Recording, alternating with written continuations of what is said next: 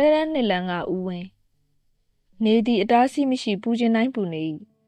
ကတ္တရာလမ်းမပေါ်လှမ်းကြည့်လိုက်လျင်အပူရှိန်ကြောင့်တန်းလျက်များပင်ထား၍နေသည်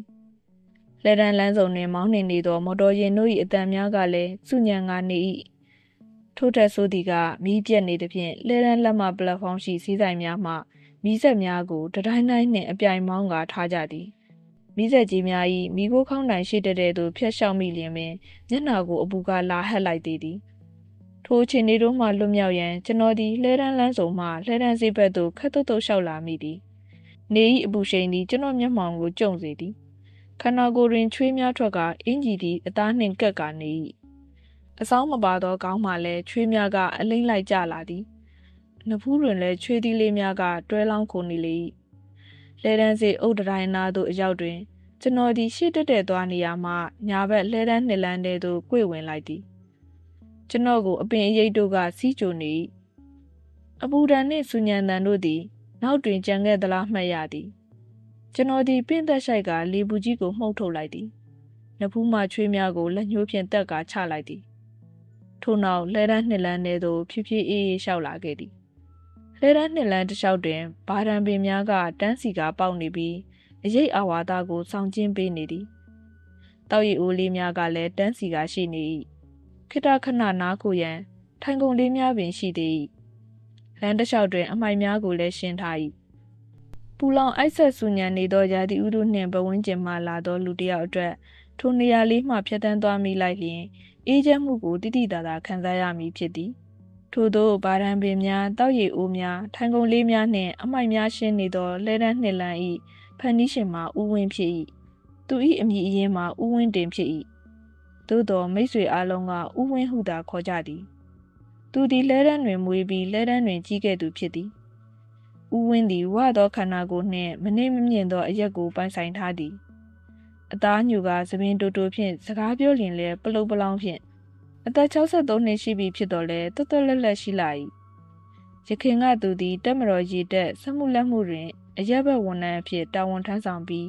1989ခုနှစ်တွင်ပြင်ဆင်ယူခဲ့သည်ထို့နောက်ပရဟိတလူမှုရေးလုပ်ငန်းများကိုလုပ်ကိုင်ခဲ့သည်သူသည်ရက်ကွက်အတွင်းဆယ်မှုရိုင်းမှုအဖြစ်လဲလုပ်ကိုင်ခဲ့သည်ယခုအခါတွင်လည်းရက်ကွက်ဓမ္မယုံ၏ဝေယဝဆများကိုကူညီလုပ်ကိုင်ပေးလျက်ရှိသည်သူသည်လှဲတန်းနှစ်လန်းတွင်နေသည်သူနေသည့်တိုက်မှလှဲတန်းနှစ်လန်းမှဝင်လာလျင်တစ်သားအိမ်တစ်လုံးအကျော်ဒုတိယမြောက်တွေ့ရသည့်အထက်မြင့်တိုက်တွင်နေထိုင်ခြင်းဖြစ်သည်အဆိုပါလမ်းထဲတွင်ဥဝင်းစပြီးလှုပ်ဖြစ်ခဲ့သည့်အရာကအမိုက်ချင်းလေးများကိုဈေးနေရန်တွင်ချိတ်ပေးထားခြင်းပင်ဖြစ်သည်လမ်းသွားလမ်းလာကလေးငယ်အချို့သည်အစားအသောက်များစားတောက်ပြီးလျှင်အမိုက်များကိုလမ်းပေါ်သို့ဒီတိုင်းပစ်သွားတတ်သည်ထို့ကြောင့်ဥဝင်းကကလေးငယ်များစနစ်တကျအမိုက်ပစ်တတ်စေရန်အမိုက်ချင်းလေးများထားပေးလေသည်အမိုက်များစနစ်တကျပြည့်ရန်အတွက်လည်းစာများကတ်ထားလိုက်သည်အဓိကကတော့ကလေးတွေငယ်စဉ်အချိန်မှအမိုက်ကိုစနစ်တကျပြစ်တတ်သွားအောင်လို့ပါဟုဥဝင်းကဆိုသည်ထို့နောက်အနီးပတ်ဝန်းကျင်မှလူငယ်များနှင့်အိမ်နီးချင်းများကဥဝင်းကိုတစ်ပင်များစိုက်ရန်အကြံပြုသည်တစ်ပင်စိုက်ပျိုးနိုင်ရန်အတွက်လည်းလူငယ်များကဝိုင်းဝန်းကူညီကြသည်ဤသို့ဖြင့်ဥဝင်းသည်2010ဇွန်တွင်လှဲတန်းစေးချန်စီယိုအုတ်တိုင်းအနားသို့ကပ်ကာဘာဒံပင်9ပင်စိုက်ပျိုးလိုက်သည်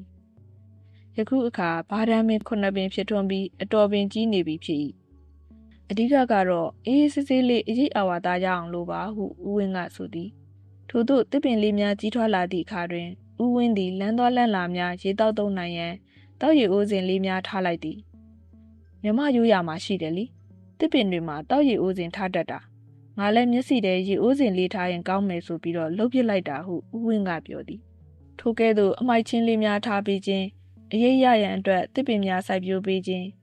လမ်းသွားလမ်းလာများတောက်ရည်တောက်သုံးနိုင်စေရန်ရေအိုးများထားပေးခြင်းတို့သည်ဥဝင်း၏စေတနာဝါသနာနှင့်အမှုအကျင့်တို့ကြောင့်ဟုဆိုလျင်မှားမည်မဟုတ်ဥဝင်းသည်သူနေထိုင်ရာအိမ်ပတ်ဝန်းကျင်တွင်အမြဲလိုတန်ရှင်းလုပ်တတ်သည်အိမ်ရှိလမ်းတွင်နေ့စဉ်တစ်ပြက်စီးလဲတတ်သည်ဖုံများမထစေရန်ရေများဖြန်းပေးတတ်သည်သူနေထိုင်သည့်ပတ်ဝန်းကျင်တွင်တန်ရှင်းလုပ်ရခြင်းဖြင့်ရရှိလာသည့်သူ၏ခံစားမှုအကျိုးကျေးဇူးနှင့်သူ၏ဆန္ဒတို့ကိုဥဝင်းကရှင်းပြသည်ညဆိုရင်လမ်းကိုတစ်ပြက်စီးပြောင်းနေအောင်လှဲလိုက်တယ်မနက်မိုးလင်းထကြည့်လိုက်လို့လမ်းလေးတန့်ရှင်းနေတာကိုမြင်ကိုလည်းစိတ်ချမ်းသာတယ်အဲ့ဒီလိုပဲ9ရက်သားသမီးတွေကိုလည်းစိတ်ချမ်းသာမယ်လို့ယုံကြည်တယ်လေ ထို့သောလဲတန်းနှစ်လန်းတွင်အမိုက်များရှင်းနေအောင်တပြက်စီလဲခြင်းအမိုက်ပုံးလေးများထားရှိခြင်းကြောင့်ဥဝင်းသည်စီပင်တစ်ယောက်မဟုတ်ပါလမ်းတစ်လျှောက်တစ်ပင်များစိုက်ပျိုးထားခြင်းကြောင့်လည်းသူသည်တဘာဝပတ်ဝန်းကျင်သမားတစ်ယောက်လည်းမဟုတ်သလိုတဘာဝပတ်ဝန်းကျင်အကြောင်းကိုလေ့လာခဲ့ပူးခြင်းကြောင့်လည်းမဟုတ်ပါသို့တော်သူကဒီလမ်းမှာအမိုက်မရှိရင်စီပင်လာပြီးအမိုက်လဲကြမလို့တော့ဒီလမ်းမှာကုန်မဲ့အချိန်ကိုတခြားနေရာမှာသုံးလိုက်လို့ရတယ်ဟုပြောသည်ဥဝင်းကဆက်၍ကိုစိုက်ပျိုးထားတဲ့တစ်ပင်အရိပ်အောက်မှာလူတစ်ယောက်နားနေတာခုကြီးအိုးလေးတဲကကြီးကိုတောက်နေတာကိုကြည့်ပြီးကိုယ်တိုင်လည်းပီတိဖြစ်တယ်ဟုဆိုသည်တခါတရံအပင်ရိပ်အောက်ရှိထိုင်ကုန်တွင်ဥဝင်းထိုင်နေစဉ်အချို့သောဖြတ်သွားဖြတ်လာသူတို့သည်လမ်းကိုအေးချမ်းတန်ရှင်းအောင်လှုပ်ထားသူတောက်ရည်လူတန်းသူကိုကျမ်းမာချမ်းသာပါစေကြောင်းဆုများပေးသွားတတ်သည်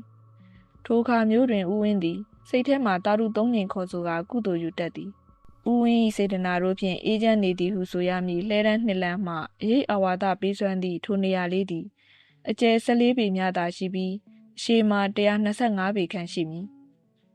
ဤမြသာကျယ်ဝန်းမြေနေရာလေးတစ်ခုတွင်ဘာဒံပင်9ပင်တောက်ရည်အိုးလေးလုံးထိုင်ကုန်2ခုရှိသည်